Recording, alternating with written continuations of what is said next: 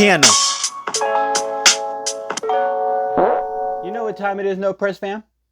The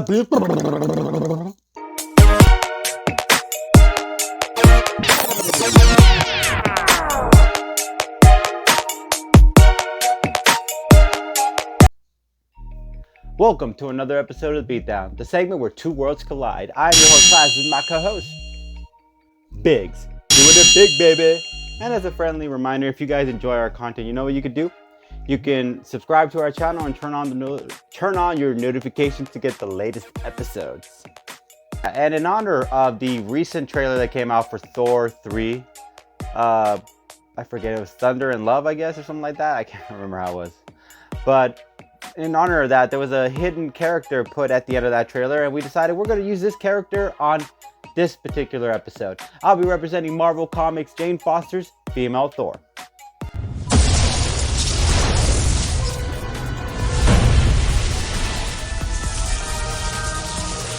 Okay, brief origin story time. Now, I'm not sure if this is this is the, I guess, the newer version, somewhat newer version of what's going on in Thor's world in some essence, or was during that time, but here's what was happening, and this is the brief origin story. Nick Fury had the Watcher's Eye. One day he stumbles across Thor and whispers something into Thor's ear. That whisper must have put a trigger into Thor's head because he drops the hammer, Mjolnir's hammer, and wasn't able to pick it back up. Apparently, Thor was no longer worthy, so he decided to take down the cape, put down the mantle, and decided he was going to be Odin's son. And the hammer was left there to decide who was going to be the next person to hold or wield the hammer. Thus came Thor's love interest, on again, off again love interest, who was also a doctor in the field of medicine, Jane Foster. And she picks up the hammer and then becomes the new female Thor. And thus is a brief origin story of female Thor.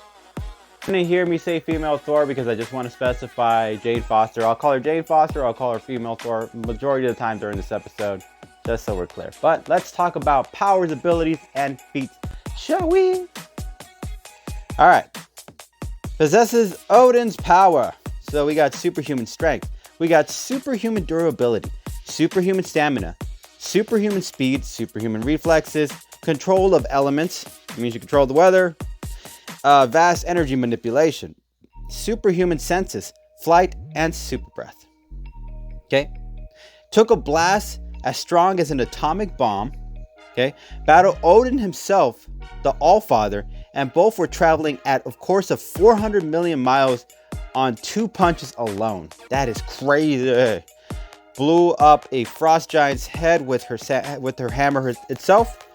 Able to manipulate Jupiter's greater red spot, which is superstorm several times larger than Earth. So she's able to control even another cosmic level of 10 times the proportion of our own element of energy and elsewhere. Thunder capable of shaking worlds half across a universe away. Damn. Able to battle the Phoenix Force. That's actually a heavy hitter. The Phoenix Force, again, everybody knows, is pretty much can live in the past, present, and the future. So she is terrifying. Okay, so how I see female Thor or Jane Foster winning this one.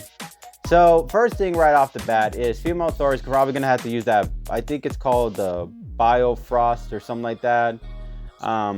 It's the rainbow teleporting thingy. Sorry, I know a lot of comic book fans are going to get mad at me at that, but that's what I'm going to call it for now. She can teleport herself and Supergirl out of Supergirl's home field advantage, which happens to be Earth, which happens to be the yellow sun. If she can get her out of that element and put her into another field where there is no yellow sun or anything that could give her energy, solar power energy, then now female Thor has a fighting chance in this one, no matter where the odds go on this one. Because you can't, with Jane Foster, with her hammer, with Mjolnir, with Thor itself, with the power that she possesses, she can channel energy from any part of the world, okay? Sadly, Supergirl isn't going to be able to possess the yellow sun in her pocket and carry it with her at all times. She only has the advantage if she's in the same home field. If she's not, if she's somewhere else, this gives her kind of a disadvantage. Don't get me wrong, Supergirl is still super strong, but now it becomes kind of like a how long is that going to last? How much juice does she have? Because like Jane Foster, female Thor, she's like the Energizer Bunny in this essence. She's gonna keep going and going and going because she's got power that she can get from any part of the cosmos. Supergirl can't really do that. So how I see this playing out. Now, granted, Supergirl has a lot of weapons in her disposal. The problem with it is that it's not going to really do a lot of damage if she keeps running out of juice and keeps using it. With Jane Foster, she has energy that's going to be infinite. It's just going to keep on coming. Now, a lightning bolt that can shoot from across the universe, or an energy field that can shoot from across the universe, is also pretty damn strong enough to take down someone with a Kryptonian alien skin. I would have to believe that.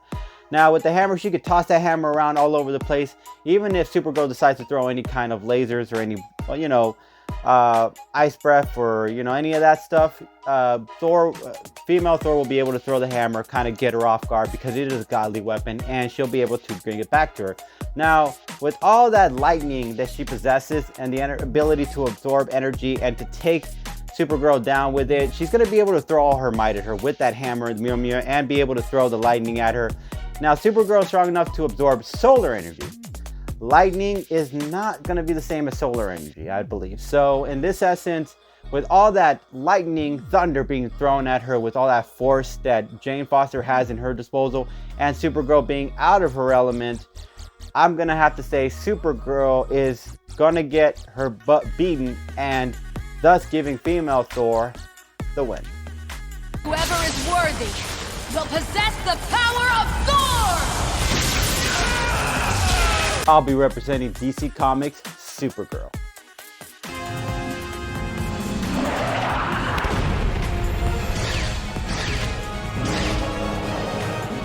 Alright, brief origin story time. So, Supergirl, when she was a baby, lived in a city that managed to be chipped off or was separated from Krypton before Krypton was destroyed. And Kara lived there for a little while until eventually the planet was also going to face its ultimate demise as well, or the city was also going to face its ultimate demise as well. Eventually the parents decided, okay, we're going to need to find a new home for our little girl, and eventually they saw Superman on Earth, and they decided, okay, we're going to send her there. So, they sent a space shuttle to Earth. The planet gets destroyed just like Krypton did, and then she crash landed on Earth. Superman finds her, and then he finds out during their whole encounter that, oh my god, we're cousins. And thus, the origins of Supergirl. Powers, abilities, and feats. Let's get into it, shall we? Alright. Super breath, heat vision, super hearing, x-ray vision, super speed, flight, super strength, invulnerability, solar energy absorption, enhanced vision, genius level intellect, faster than lightning itself, time travel, withstand the force of cosmic level power, held her own against Anti-Monitor, who is a cosmic being, defeated Superboy, ships Darkseid's face, took on Ultraman, and took on Superman. Those are some pretty damn great feats right there. So how I see this playing out. So she's faster than lightning. So which means she can maneuver around Jane Foster's lightning strikes. Any kind of blow that female Thor might throw, Supergirl will be able to dodge it because she's fast enough to dodge lightning and thunder, and that's usually Jane Foster's main bread and butter in order to win a fight. Use the hammer or use the lightning. That's usually, or the thunder. Either way, apparently Supergirl's fast enough to dodge that. What else? As far as taking any blows from female Thor, I wouldn't worry too much about that because she was able to take a cosmic level being like Anti-Monitor's beaten before she actually officially got taken down. So if she could take the full force of a cosmic level being, then she probably could take a few swings here and there from a godly being. Let's just throw that out there. Let's talk about range. Now rangeless. She's got the frost breath or whatever that is. She could use that in order to slow Jane Foster down just a little bit. She could use the X-ray or the heat vision to kind of blind Jane Foster, not being able to throw a mean enough swing or throw a nice direct hit at Supergirl. Supergirl has perfect precision when it comes. If you read the old comics, she was able to throw an ice-looking big huge boulder out in the planet and hit Earth with it, even though there was apparently some kind of how do you do that? How does not melt? Anyways, kind of situation. But regardless, showing that she has accuracy when it comes to aim. So if she even hits her with any heat vision or any of that frost breath, she's going to be able to slow Jane Foster down, or female Thor in this essence. Now, if we're talking about force field, let's talk about the fact that she can only... Supergirl's weakness is kryptonite. Sorry. Magic, I don't believe is in her field of losing, but as far as kryptonite, yes, she is impervious. She does get weakened by that. But sadly, Jane Foster female Thor doesn't possess any kryptonite. So, won't be able to penetrate the skin in any kind of way. So even if she throws any of those blows at her, it's not really going to put Supergirl down. Now, the main thing is, my other counterpart was talking about was a long fight. That's not a good idea for Jane Foster, female Thor. Because if you recall, the longer she is in the female, as long as she's a female Thor, the cancer, it starts spreading faster. It becomes more, accelerates more, which means that she's more likely to kill herself in that situation. So fighting against someone like Supergirl is probably not going to be a good idea to keep the fight going too long. Now, Supergirl, in order to keep the advantage to the home field, maybe she decides to just take the fight to the sun nearby. That way she could just keep using that solar power in order to absorb it, in order to throw down with Thor, female Thor. Now, female Thor might have lightning and thunder, but cancer spreading at a rapid pace. Supergirl using the sun as a solar energy, which she can absorb a lot of it, meaning that even if female Thor decides to throw thunder at her, it's not really going to do too much damage, especially since you can't really penetrate a Kryptonian skin too well. And on top of that, solar energy coming with full force. On top of that, you're also dealing with a deadly disease as you're trying to fight this person. I gotta think that with time and with all that in Supergirl's corner, I'm gonna say Supergirl will become victorious in this one. That tickles. If you guys like my argument, you know what you can do. You can hashtag female Thor or hashtag Jane Foster. And if you like my argument, you can hashtag Supergirl. And as always, No Press Fan, we really appreciate you guys. Catch you guys later. Peace.